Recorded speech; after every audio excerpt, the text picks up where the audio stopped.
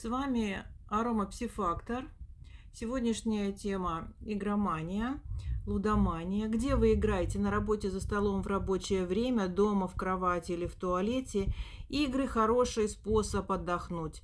Но есть такой момент, желание постоянно находиться за компьютером вытесняет все остальные занятия и интересы, тогда нужно задуматься. И в головном мозге происходят изменения, эмоциональная неустойчивость, психозы, если отлучиться от игры. Если время игр занимает почти все свободное время, не убегаете ли вы от реальности?